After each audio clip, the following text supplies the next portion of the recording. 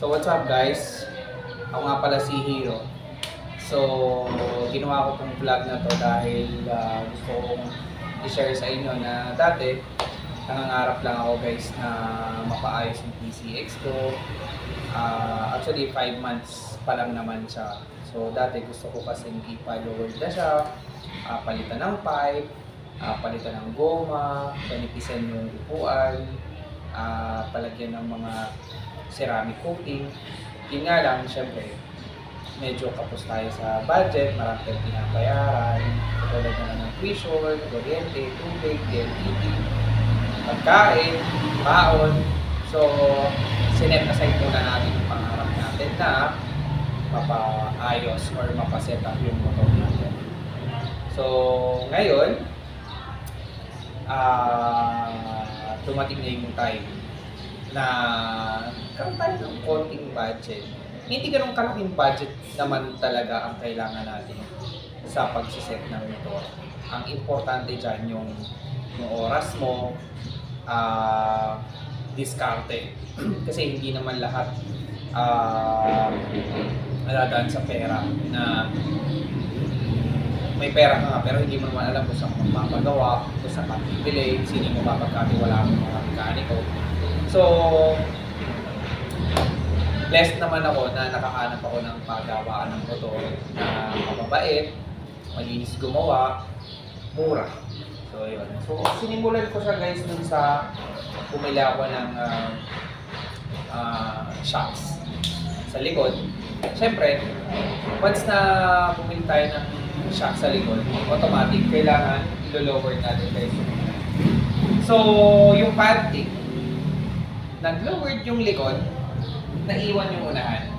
So, ibig sabihin, nakatingala. So, syempre, pangit yun guys.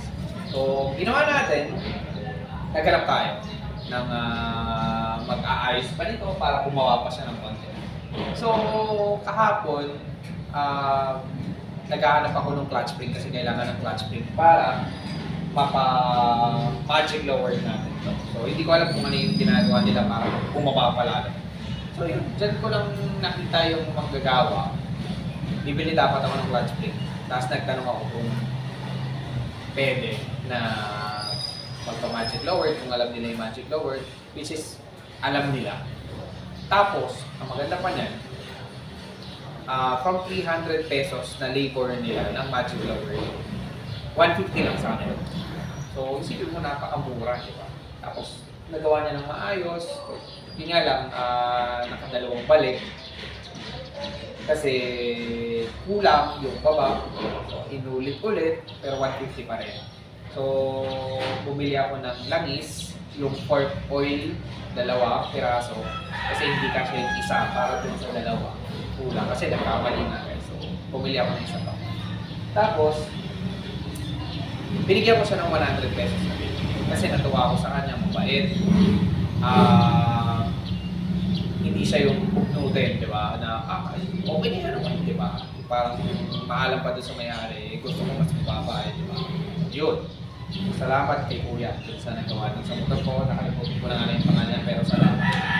So, kung sino mang may gusto kong magpa-magic lower na mura lang, PM lang kayo sa akin. Ayun. Tapos, habang naghihintay ako doon guys, sabi ko gusto ko ng chicken pie. Meron pa kayong chicken pie na. So wala daw sila. Tapos may lumapit sa akin isang tricycle driver na sabi na, boss, gusto mo bang umingay yung motor mo? Gusto mo bang mag-chicken pie? Ibig sa mag-chicken pie ka, magpa-convert ka na lang to chicken pie. From stock to chicken pie. So ayun. So sinunod ko lang yung advice niya. Pumunta ako dun sa parang shop dito lang sa amin sa Bago. So yun, guys. Maganda pa siya doon sa chicken pie. Nakapagpa-convert na tayo. Ang ganda nung kinalabasan guys nung ating conversion dun sa ating pipe. So ayun. So dun sa mga gusto magpa-convert, DM lang kayo sa akin guys. Okay, may sasagot naman ako basta hindi ako busy. So yun, lagi naman tayo din naka-online. kahit nasa labas tayo, minsan lang tayo nawawala ng load, pero pag kailangan maglo-load naman tayo. So, ayun lang. So, don't stop believing. So, lahat ng pangarap nyo matutupad. Basta samahan nyo lang ng dasal at discount. So, ayun lang guys. I hope you like this video. Ako nga pala si Hiro. So, don't forget to subscribe and share my channel, Hiro channel po. So, stay safe.